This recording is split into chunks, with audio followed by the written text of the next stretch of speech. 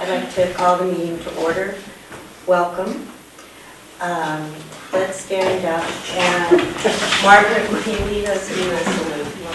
Pledge allegiance to the flag of the United States of America and to the republic for which it stands, one nation, under God, indivisible, with liberty and justice for all. Thank you. Well, thank you for coming out and finding a parking spot. I thought we were going to have hordes of people, but it was the ball game. I'd like to dedicate this meeting to the people, not to all of the people, I don't have all the names, but to the people who actually worked 30 years ago? 31 years ago to create Spark Park. I was speaking to Kathy Zier yesterday morning. She's one of the names, or she's one of the people, and she said it took 3 years of fundraising, and then apparently the entire community came down with tools and food and everything you might need to build a park, and they did. So, And it was completed in 5 days. And it was completed in 5 days. So this is Rita, who was one of those people, made a list as best she could remember. So I'm dedicating this meeting to Rita Mary Bell, Vinnie Coonrat, Al Christensen, Mark Burdick, Kathy Zier, Daria Albini, Laura Gilhooly, Chris Yukam, Dot and Irv Burdick, and their dog Willie, Arlene Christensen, Debbie and Larry McKeough, Margaret Brizzy, Kathy Lynn Enright, Kathy Spears, and Marguerite Spreckelson. So thank them for their remarkable efforts and everybody in the town who came out.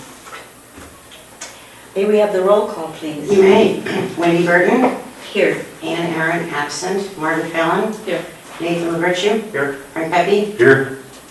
All right, we'll move as quickly as we can through our initial reporting, just so we can get this robust public hearing started.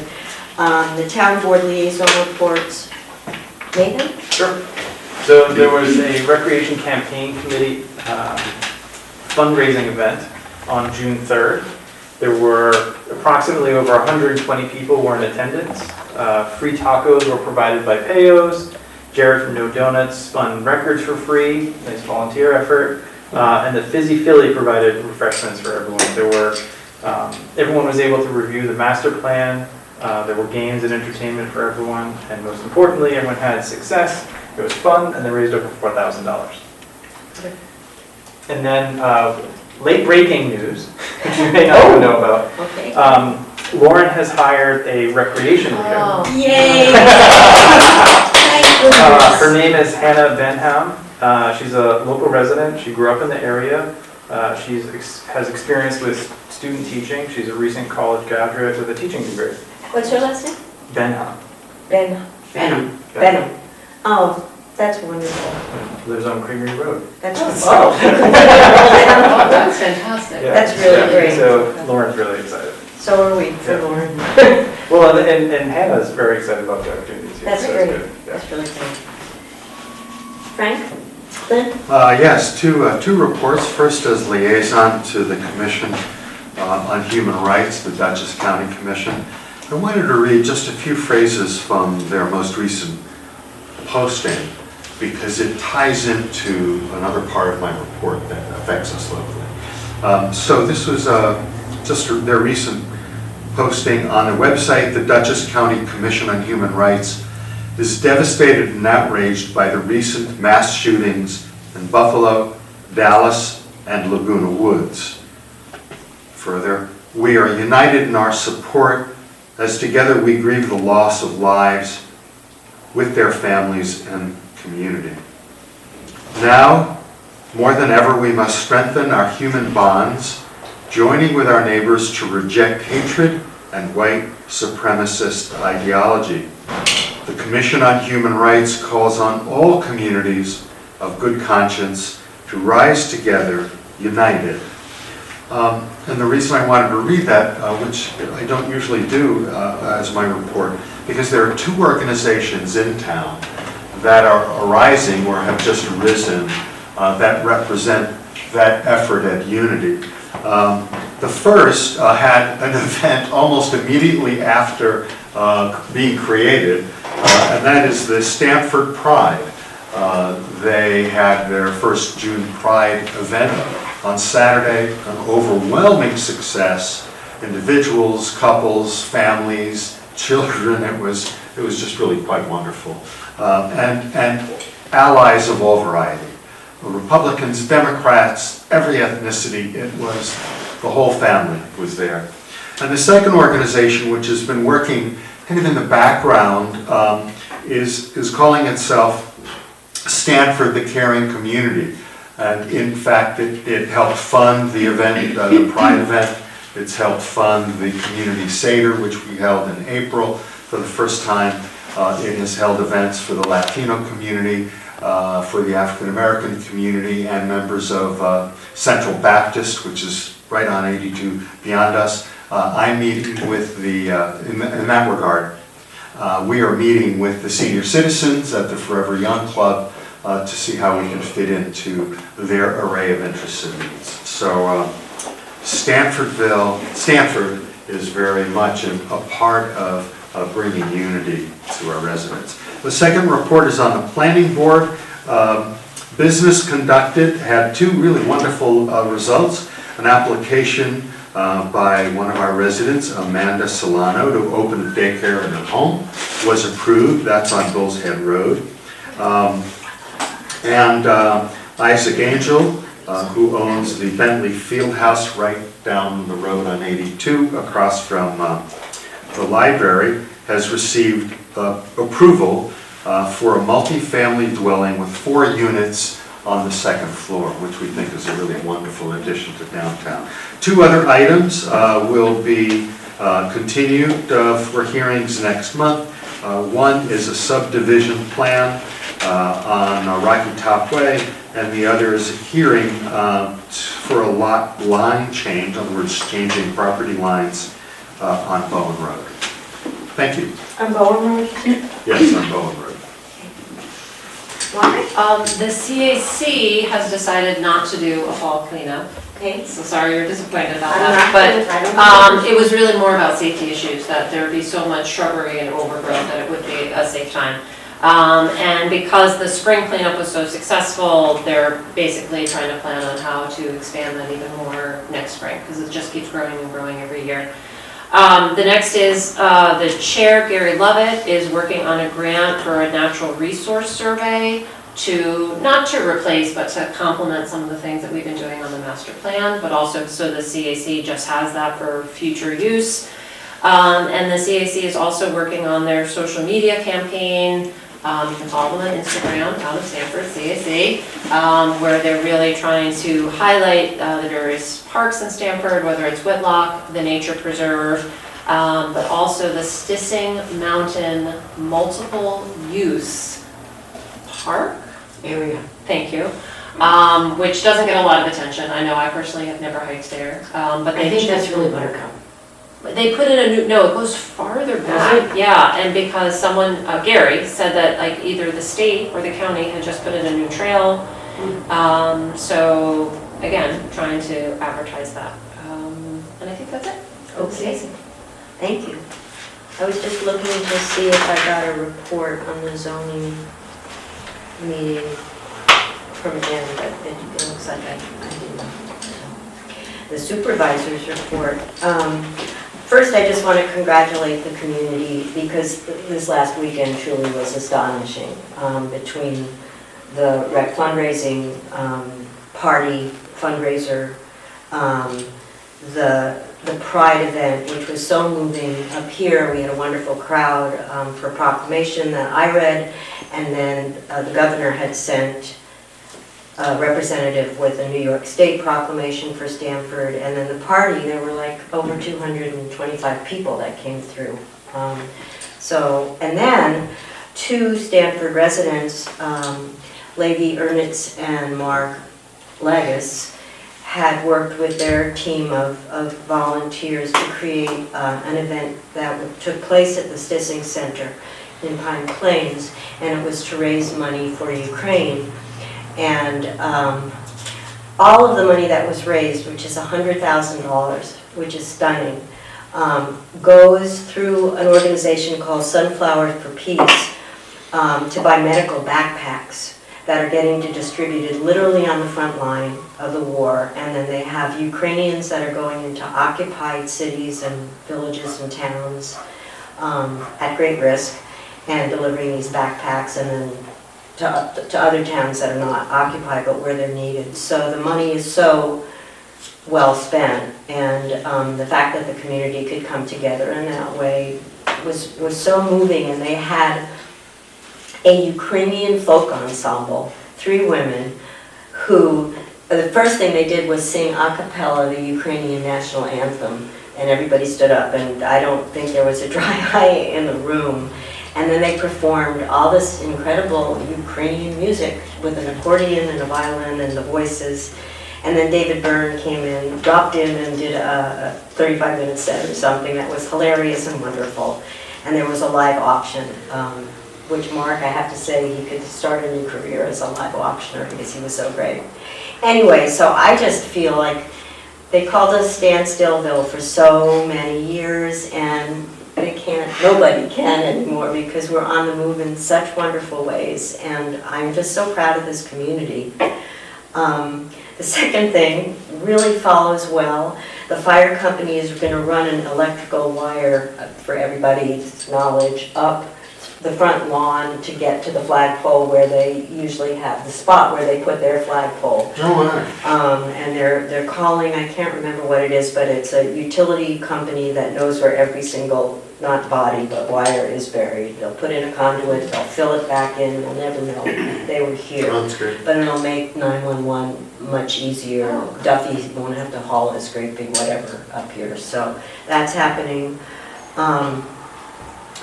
I do want to report that the OSC, the Office of the State Controller, did submit their final report on the prior administration's controller. That has been issued and it is up on our website. I don't think I'll bother reading the findings. My letter of response is also up there, but it's right. If you go to our website and you go to Town Services, there's a couple of lines down that says Budget and Finances, and it's there for anybody who wants to read it. The Forever Young Club had a wonderful meeting on Tuesday with Brian Jones, who's the chair of the County Office of the Aging, and he gave a great presentation on how to stay young. So I took notes, and I think we had about 10 people there, but it was a very good meeting. And then they played bingo, which they won't let me tell you. And then the only other thing I want to do is give a very quick supervisor's financial report. You all received my bank reconciliation and the supervisor's report. You've received 2 salary payroll verification sheets, and I have a brief, good forecast for the month of June 2022. Our revenues are looking very healthy. We'll blow through our sales tax revenue this year due to the growth payment and the first quarter payment. We've already reached 77% of our sales tax revenue goal.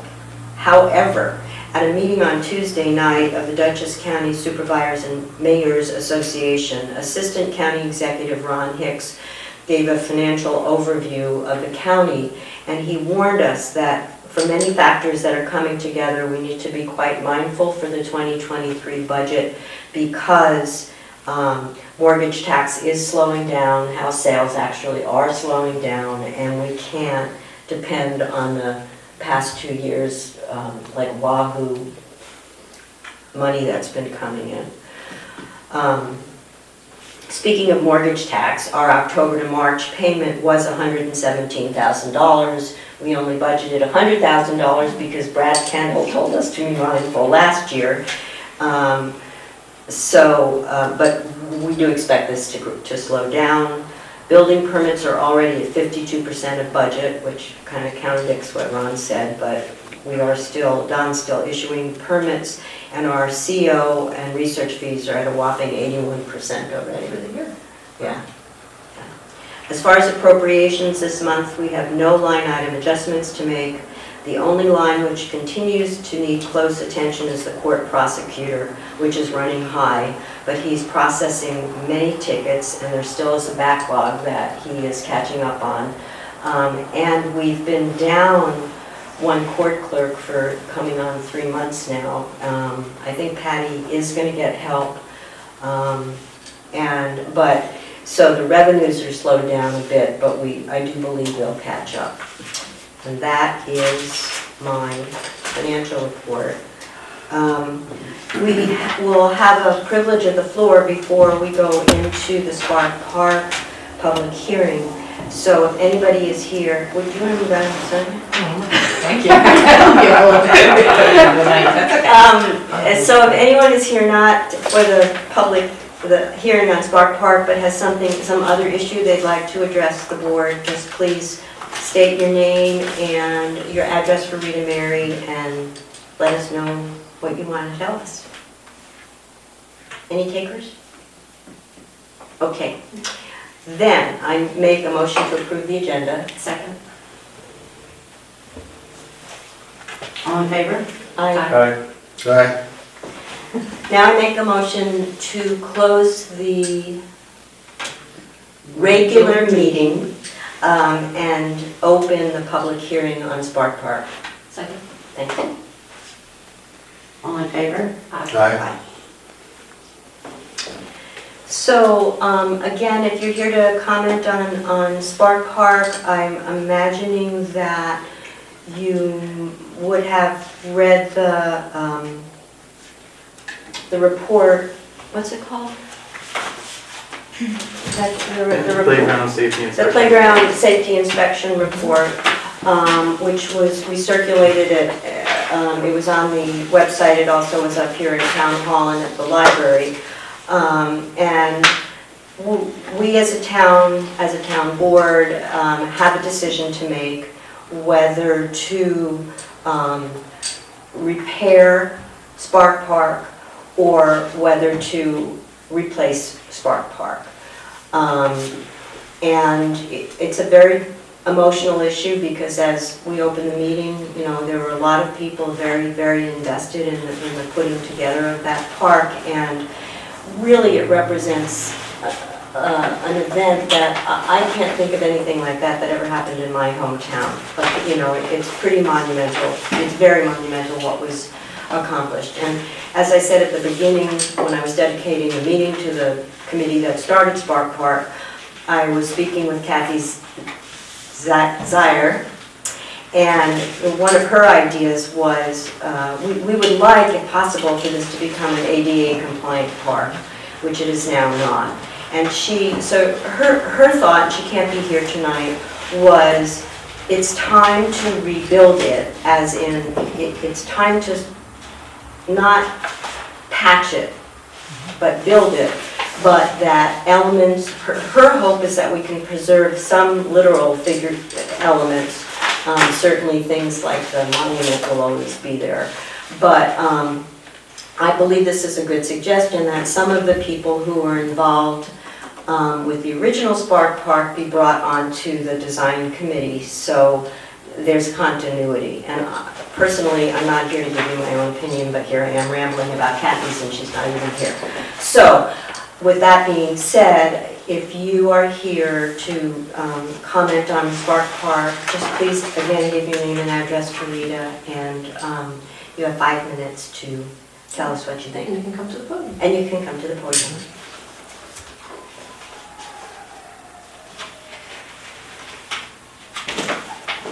I'll talk to you. Okay. Thank you.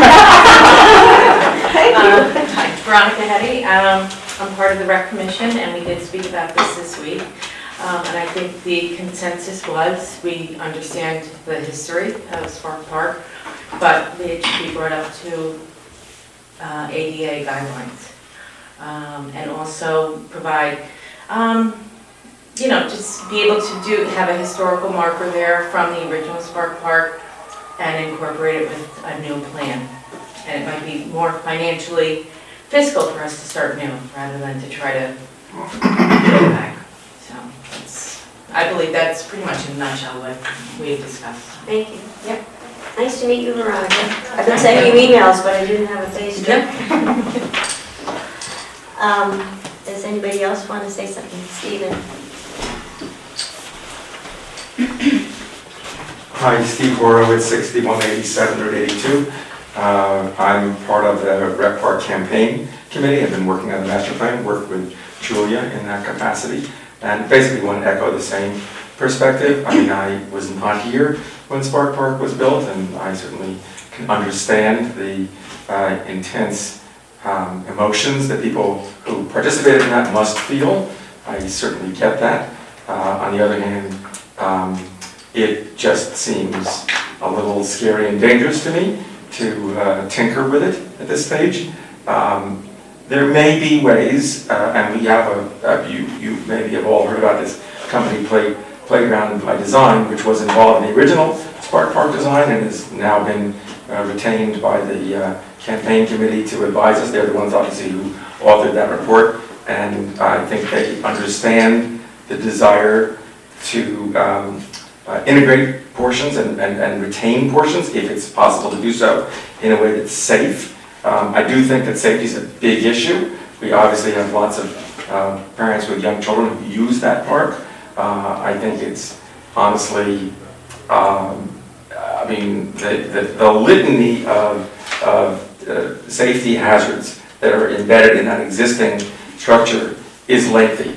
And it's a liability issue for the town. It's obviously a concern just on a human level for little kids using it. So, my personal bias is I'd rather err on the side of fixing things and replacing things rather than tinkering. It may be possible to tinker in a way that can, upgrade it to a safe level. It sounds challenging, honestly, to do that and meet current building codes and not to mention accessibility codes. So, I'm sure there will be lots of very specific judgments when it comes to individual parts of the playground structure as to whether it's possible to renovate them and achieve safety. But I really believe that we should be building this for the long term. It's going to be expensive either way, but we should be building it for the long term.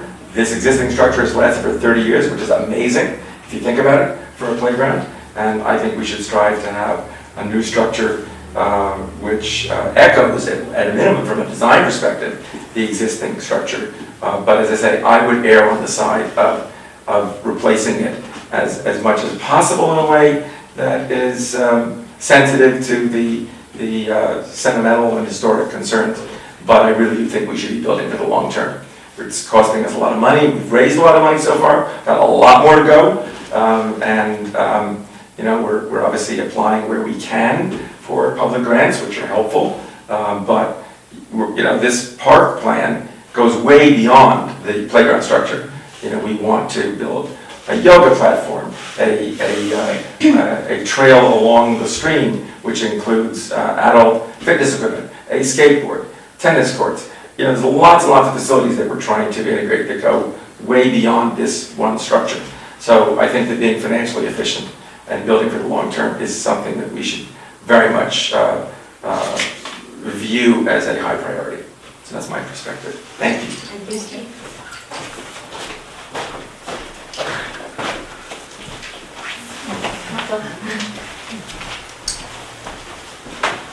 Hi. Hi. My name is Erin Beagle. I live at 46 Kate Hollow. I just moved here from Columbia County last fall. Welcome. Thank Welcome. you. Could I have your last name again, please? Sorry? Could I have your name again? Yeah, it's Erin. Yeah. Last name is Beagle.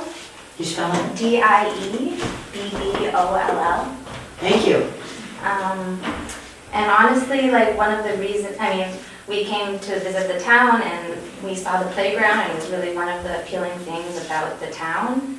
And the person we bought the house from was actually one of the volunteers who built it, although he wasn't on the list. and talked about it a This lot. wasn't a whole list. Yeah. And I have a 2.5 and a 3.5-year-old, and we go to the playground a lot and go to a lot of playgrounds around the area. And honestly, it's their favorite playground. Like, they love crawling in between all the little mazes, and it's just really unique from the other playgrounds that are all plastic and have sort of the same features, and this one's really different. And honestly, I read the report, and there's a lot of things that are technically unsafe about it. Like, it seemed like you could get your head stuck in everything. I'm probably one of these chairs too. But, I feel really safe with them there. There's like one thing with the tires where I feel like they could fall through, but you know, I watch them. So I just wish we could keep it and sort of not do anything, and put the money towards other things in the park, like the trails and other things you mentioned. And also I grew up with a similar like wood playground, and eventually they decided it was unsafe and like took it apart, and it was really heartbreaking for me. So I'm kind of feeling sentimental, but I just think it's a great playground. That's all. Thank you. Thank you. Thanks for bringing children. Yeah. If she'd left them behind, it would have been really bad. Well, just a casual. We hear that all the Yeah. time. A splinter. Okay. Yeah. You have that too. Julia, Yeah, sure. it gets great. Okay. No pressure. Hi guys, Julia Dakota, 89 Hayden Hill Road. I guess my official title is the Marketing and Communications Chair of the REC campaign, which I think is a way fancy title for what my role actually is, which is basically in charge of talking to people, which I'm really good at. I've talked to most of the people in the room, one-on-one or in large group settings, and it's nice to see some friendly faces. So I've been a part of this campaign now for almost a year, and very sort of central to the campaign was we need to make sure that everyone is going along for the ride with us, right? That everyone's on board and making sure that everyone feels really good about the process. And the first part of that process was a survey in October. And we executed a survey, we got over 100 responses, which for a town this size is not that big. And one of the first and foremost priority items was playground, okay? We now fast forward to March of 2022, and we're coming out with our plans, our concepts, right? And we have multiple concepts of things that we want to put in the park, in the master plan, and we asked the town to vote again. And we got this time even more responses, 150 people responded now with the survey or in public comment meetings, and was giving us feedback and like, I want an indoor pool, I want an ice skating rink, you know, and I appreciate all those really great, you know, visionary comments, but first and foremost was the playground. And now sort of serendipitously, Play by Design, which was the design agency that came in and designed this playground back in 1993 with the town. It was a 2-year process. Came back in and they assessed the current structure, and they're very well aware of, they designed these structures in the 90s, and they've been upgrading them across the entire country for many, many years. So they have shared with us, they first and foremost did the assessment, and they said, we want to come down, we want to work with you guys, we built that park. We didn't build the park because the town built the park. $80,000 is how much it cost way back when I talked to Mark Burdick. And materials, the town did all the labor. And they came back and they assessed the park, and they gave you this report here, which is obviously disturbing if you have small children, which I do. I have a 5-year-old who's like got a splinter, who's got his hand stuck in things, etc. We move on, right? This is why we live here, right? But no one ever once, and this has come up in my one-on-one conversations, quite honestly and candidly, well, we gotta shut it down. What's our insurance policy on the park? Has anyone ever issued anything, right? You never want to think that way, but what that tells me is that that sort of thing, if it happens, unfortunately, it's going to be a problem, right? Nobody wants to be a problem. And that's one factor. The second factor is sort of the ADA piece, and making sure that people are involved and included in this community that didn't necessarily don't feel like they have a place in the community. And I will say, I went to Children's Literacy Day a couple weeks ago, and I had the opportunity to go at Cold Spring School, and we took pictures of the park, and we asked kids to smiley face and red face things that they didn't like, and we got mostly smiley faces, and we got a few frowny faces. And frowny faces indicated, like, I just don't like it, right? And this is how you sort of bring the kids along in the process, which is what Play by Design does. That's why it's a multiple year process. However, I think we need to accelerate it, which will be my perspective as, you know, if and when we sort of go back to them. Anyway, they basically said we love the park, we don't change a thing about it, except the rocks, we don't like the rocks, when I fall it hurts, blah, blah, blah. And I don't like that little shiny thing, and no one likes it, right? And no one knows what it does, right? It's been falling apart for years, but most of all, they like it. So I say that because I think the kids are gonna be the most important part of this process, and we can sort of discuss here, you know, what's safe and what's not, and it's clearly not safe. And to get to ADA compliance, also part of that process, sorry, I didn't mention this, was that we had them draw and say things that they wanted to have in the park. And some of them put like really cool stuff. I want obstacle courses, and I want this zigzaggy thing, and they're drawing pictures. And then another child said, I want a front-facing swing set, which is basically a swing set designed for two people to look at each other. And for children that have anxiety disorders or developmental disorders, it's really important for sort of the child to feel really sort of at home. And what Play by Design does is they understand all the needs of like modern sort of children's developmental issues, and they design for that, which our park just frankly is not welcoming for families that come in that have children like that, right, with sensory disorders or things like that. It's just a reality. And so what I think is really wonderful about sort of that process and what they've assessed is that like we're kind of in the middle of like a perfect storm in a way, right? We have a new sort of community coming in. Are we at time? Yes, technically, but. Okay. We have a new community coming in that has a lot of needs, and then we have a park that just desperately needs to be rebuilt, and that's it. And so I think if we don't sort of go all in, and I say, and I'll give you sort of the money shot, because they basically came back to us and said, if we're gonna rebuild it, and they call it rebuilding, not anything else, it's rebuilding, because they want to rebuild the entire thing as it was in the way that makes it ADA compliant. Materials alone are $450,000. And with labor, it's $800,000. So we need, and when you say like bring someone from a design committee like onto our committee, like we need way more than that, because when the park was built in 1993, there were 400 people that showed up to build that park. And it's incredible.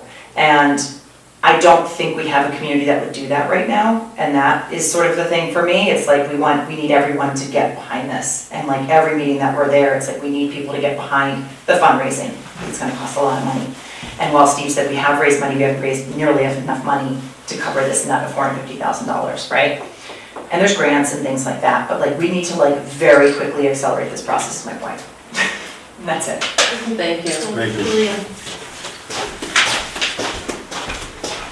And does anybody else like to speak? No, thank you. Okay, then, I thank you all for speaking, and I would now make a motion to close the public hearing. All in favor?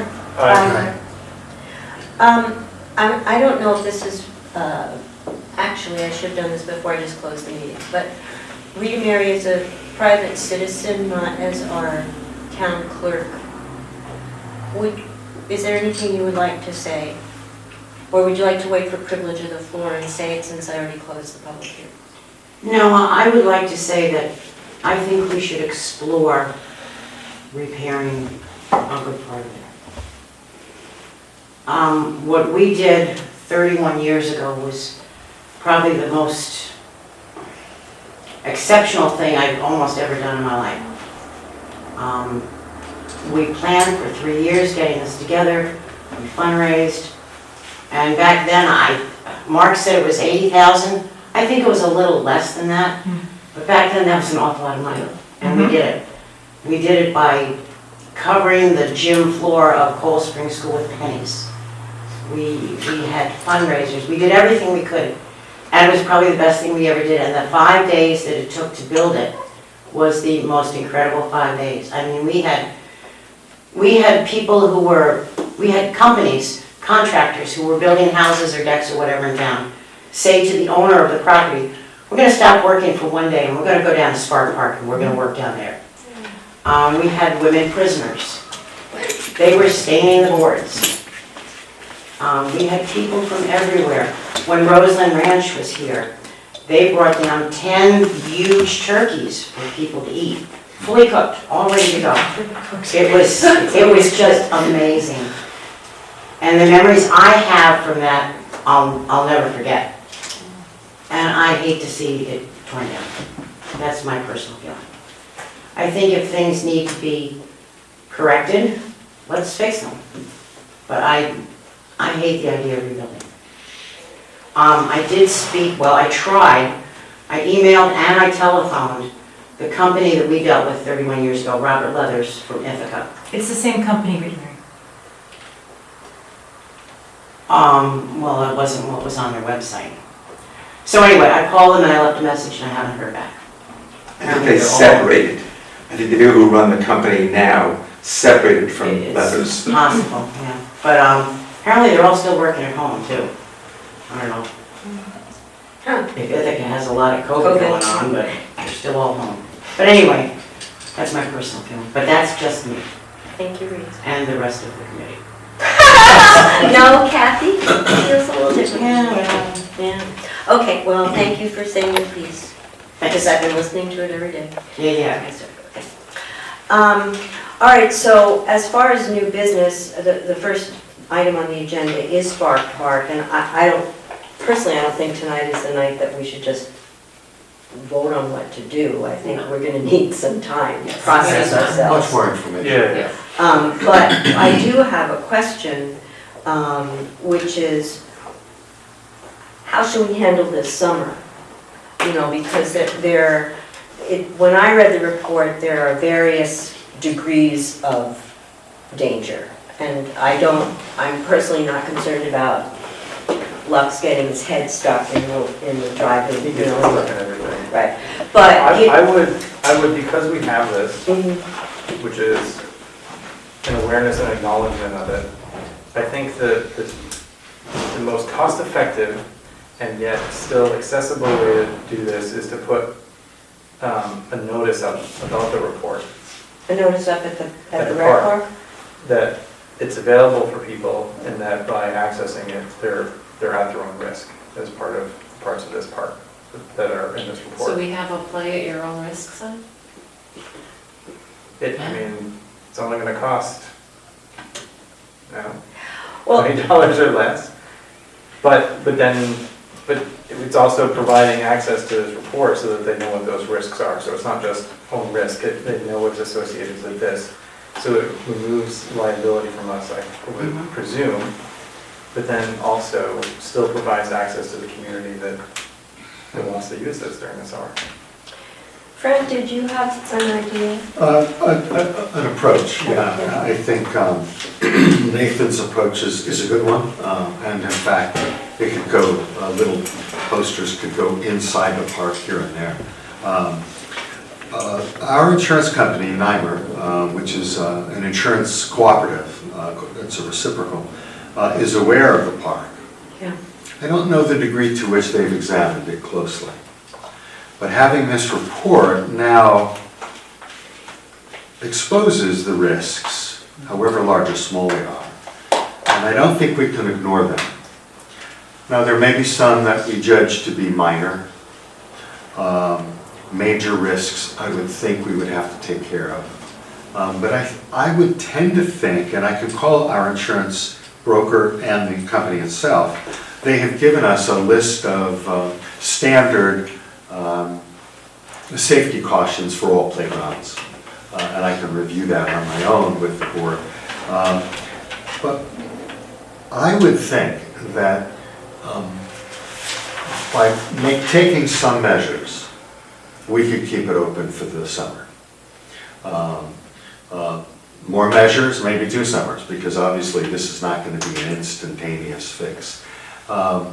But I think that perhaps before we make a firm decision on which way to go, well, not before necessarily, but in addition to that, in order to keep it open for all of the children, I think there are ways that we can minimize our risks on the major issues. Some of the major issues are simply hammering in nails, sinking them, and removing the big splinters and things like that. So I would be happy to work with Nathan and any of the committees in order to keep the children there, enjoying it. We make some interim modest modifications to improve their safety while we look for the longer term, bigger process. If you like. It's a good idea.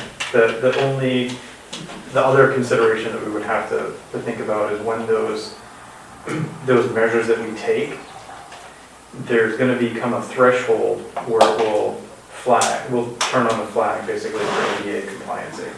So we have to keep it, it's a balance of like, well, let's do the minimum and get to the line. Yeah. So that, because if we do that, then that's going to put us over, and then that's going to be a substantial investment. We probably have to close it. Yeah, well, I'm fully familiar with ADA. In fact, I had schools when I was working here in Lowline schools in the past, but here in Arlington, we had a school, a child couldn't get from their classroom to the bathroom or the drinking fountain or the cafeteria without going up and down stairs. So for pre-existing facilities, we have some time. I don't think anybody's going to shut us down. In particular, Yeah, no, sorry, maybe I misrepresented it. It's not that it's going to get shut down from that capacity, but if you do renovations to it of a certain type, it will flag that you also need to do the renovations to be compliant. Mm-hmm. Okay. Yeah. That's what sure about being clear. I think Flag that, to whom? Well, any of, it would be part of, presumably when there's going to be changes to this, it would get, parts of it would have to go in front of the planning board, no? Well, I think Frank is talking about literally like, Rubber bumpers. yeah, a carpenter Yeah. going in for a couple of hours, not changing the footprint or the plan of the park. Right, So so I that- don't yeah, think so it it's- would. Yeah, that's all I'm saying is that we just Yeah. need to limit those things that Right. we do, so it doesn't do that. pretty clearly, whichever direction the board and the community decide to go, it will become ADA compliant. It Yeah. must. Right. And it should. Then it was my understanding that to become ADA compliant, we really did have to start from scratch. Probably so. Yeah, Probably and I so. think that's a very serious point. Yeah, I'm not so familiar with the specifics of ADA that every aspect of the play area has to be ADA compliant. I'm not an expert in it, just generally. But irrespective of what the larger plans are, I'm pretty sure that we could minimize the major risks at a fairly low cost and be able to run the summer more comfortably than we can now. But I think the issue is that the summer has already started. There's not like some magic, it's not when the rec opens, right? You're Right, already, 'cause you're kids are taking your already kid, there. right, it's warm, Right. it's beautiful, We were people. there all winter. Right. Yeah. So if we do decide to do the signage route, I think sooner rather than later. If we are gonna hire a carpenter and go through, maybe with the rec commission, have a checklist of things that like are the greatest priority that have to be done, like it should be very soon. Now. Yeah, it should be now, It should be exactly. now. Should be yesterday, Yeah. probably, yeah. Or last Agreed. winter. Or 10 years ago, but. Maybe next to the, play at your own risk, you could just put some hammers and sandpaper. The kids would love that, the kids would love to do that. I don't know how much more we're going to hear from the public. I mean, the point of having this public hearing, and we can certainly have a second one, but the point of this was to try to get the public's feelings about what the next step should be. Should we salvage, should we fix it, or should we start from scratch using as many elements as we can save from the old structure, design it in a way that the kids will be happy and Rita Mary will be happy in that, that there's a content, and her grandchildren will be happy, so that there's a continuity to the project, which will also involve getting you know, finding I don't know if we'll find the 400 people, but literally getting the community involved in a grand scale all over again. But I personally think I'm happy to hold a second public hearing, but, you know, 5 people came here tonight. So in a way, the public has spoken by not speaking. And again, I'm happy to do this again, but I think we're going to need to take responsibility sooner than later on this. It's a huge decision, but it's also something, it's not like it fell out of the sky yesterday. We've all, you know that this has been coming. We've been talking about it since the very beginning of the fundraising commission, that this was going to be the hardest nut, you know. So with that said, I personally don't want to prolong this process too long. There may be other topics that we and the community might want to discuss as the project is engaged. If it were possible to find another area for this new Spark Park, so that this one didn't have to be torn down and reconstructed at that site, we could keep this one open, safer than it is now, for the period of future consideration, building, whatever. So timelines will have to be explored, future construction timelines, costs. So there are many other issues that need to be decided beyond just money and... Has the committee thought about that at all? No, I don't think so, because I think it'd be almost double costs, and it's already expensive. To level like a whole nother piece of land. It's not so much leveling other land. I mean, there is, actually, if you look at the master plan, that whole 10 acres is pretty filled up with facilities. But I suppose we might be able to move things around and build another new structure. I don't think that's as big an issue as the fact that the cost of rebuilding the existing structure and making it safe is, as you heard, it's quite high. Right. I mean, we did get those figures from these folks at Playground by Design. Right. Yeah, my suggestion was that it was worth a look to see if there was another site children could continue to play on a somewhat safer existing Spark Park while construction's going on. Just a thought. But then you're saying No, that's why. demolish Spark. Then demolish the park after the new one is erected. Right. But it's just one of many things that we should talk about and think through, as well as bidding the project. I mean, these are monumental costs that need to be subject to public law bidding and/or state contract, which is a possibility. Steve, where is the committee as far as that aspect of it, of thinking about whom to hire? You want to work with this company as far as design, but you haven't gotten as far as thinking about bidding the project out?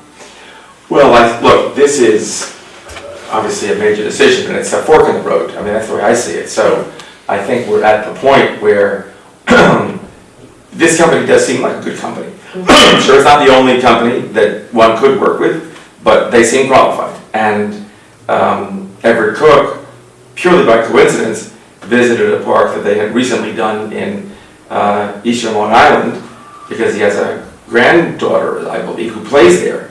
And that's how he discovered this company.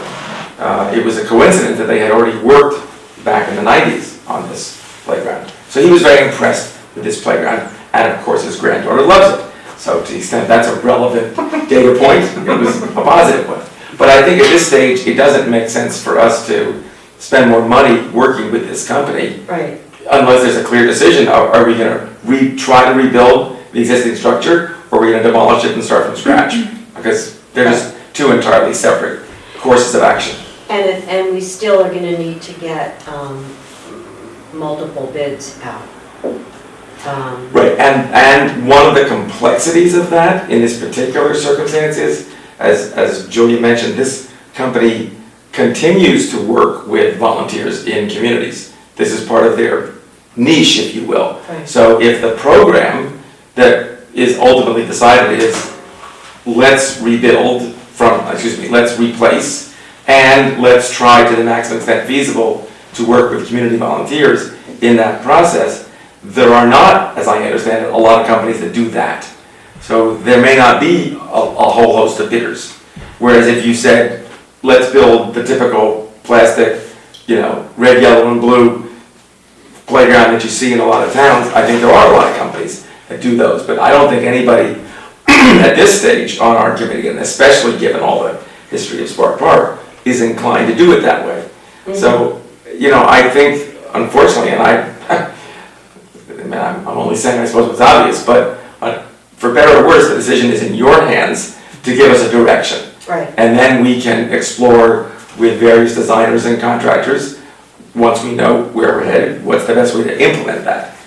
So I don't think there's a lot more we can do that's going to be beneficial.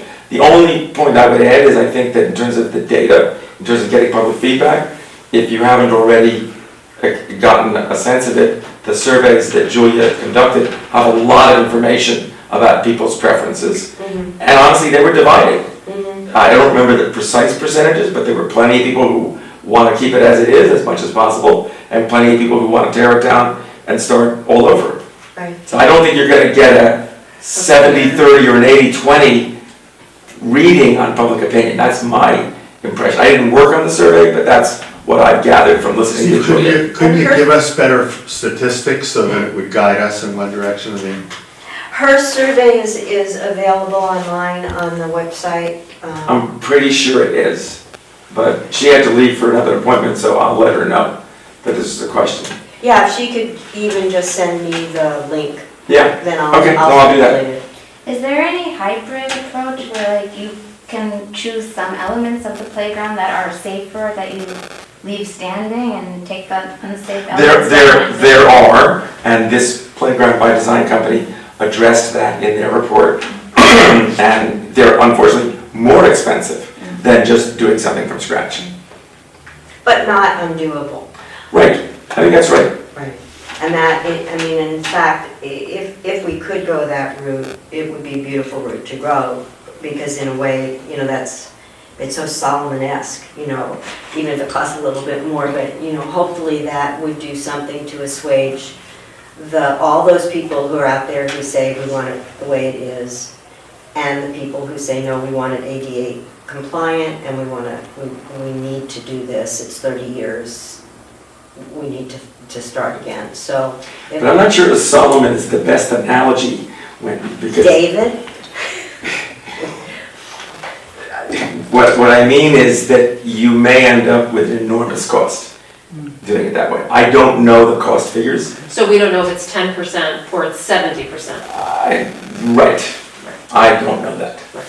Okay, well, I think this is all really helpful to know. I think at some point, it's hard because of open meeting law, and it might be good if we called a special meeting, because we can't be all together unless we're having a public meeting. But if we had a special meeting where the part of the attendees were more people from the committee, so that we could get Sure. some better sense of possibilities, and that might inform us as to the path we should take. The other thing that we can do is just a little bit more, word of mouth kind of style is just this week, the rec is opened officially. So, if people start going there, I don't know if there's a way to start polling people. The rec opened officially this week? Well, they're taking the No, registration. just- Oh, you can buy. Yeah, You can buy. the registration's open. Right. Yeah, I don't think it's till like No. the Yeah, first week but- of June. It's No, the end. it's the 24th, right? So I'm just wondering, but the people are going there.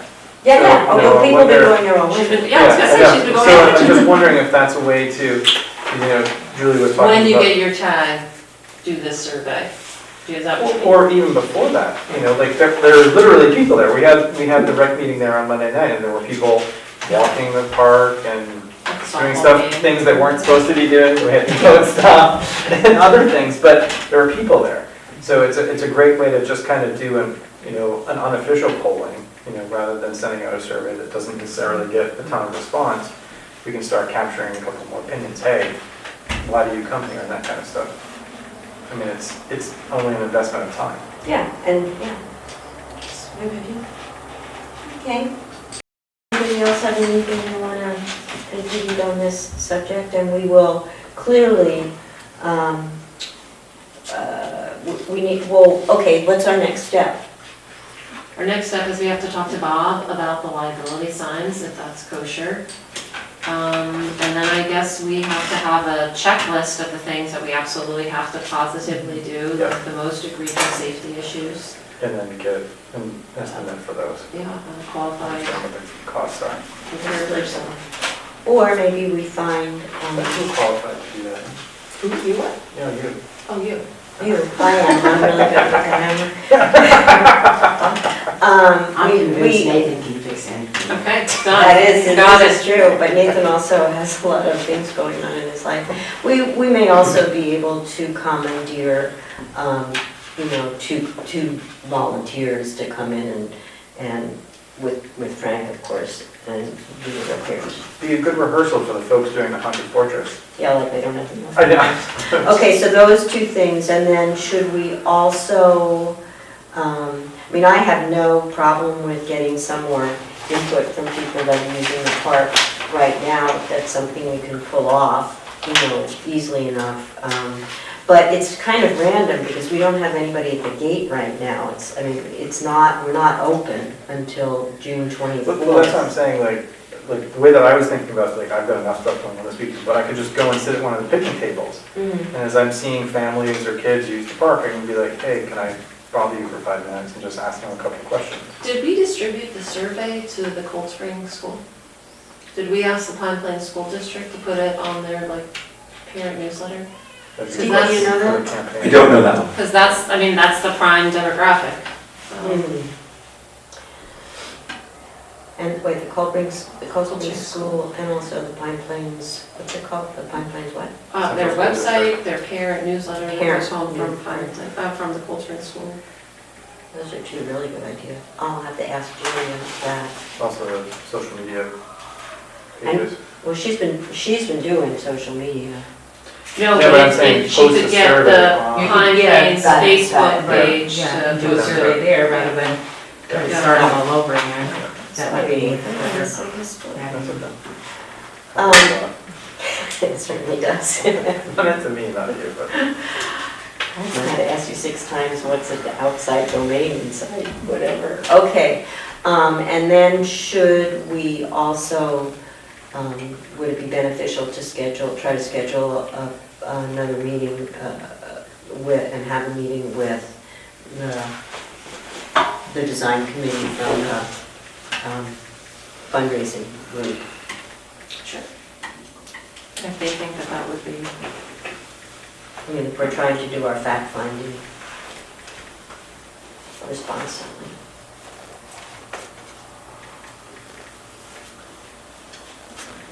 Okay, anything else? I don't know, what do we do next, what are our next steps? The next big steps are really a very big decision. But I would, assuming we take one or the other action, I would like to see it stay open with some minor corrections of the most dangerous items. No, absolutely, but I meant, what are our, what's on our action list right now? To do that. I'll speak to Bob Butts about the liability of putting up signs, list of repairs, and we might get somebody from the rec commission to walk through and with us or with. Wendy, there is one more thing. Now that we have a report, perhaps the board would like me to share it with our insurer, since it is a public document. I feel like that will not end well. I don't think that will end well either. Well, it would end Oh. better than not sharing with it. Right. Not sharing it with them, particularly since it's public. They have inspected it already. That's why, yeah, they have inspected it. So if we present this as I presented an earlier email to them, we are considering this big issue. I'd certainly share the correspondence with Wendy LaFran. but we want to keep this open while the bigger pictures are, and here's what we're proposing to minimize risk. In That line- sounds wise. In line, okay. It does. I just hope they don't say you need to Okay. shut it down. Yeah, that's what I'm worried about. But then again, I mean, they're They very, well may say shut it down. Well, they've already seen it once, so, but that's without, the report that says kids could get their head stuck in the steering wheel. yeah, those are really easy corrections. No, I think that was a goofy observation. I mean, I think that was taking safety to, like, in 31 years, has any child hurt themselves by sticking their head in? Not that I'm aware of. So I'm just saying that in a way, this report is valid and also needs to be taken with a tiny grain of salt. There's a little bit of overkill in my. Oh, I see what you mean, yes, yeah, I agree. I think we're really in agreement.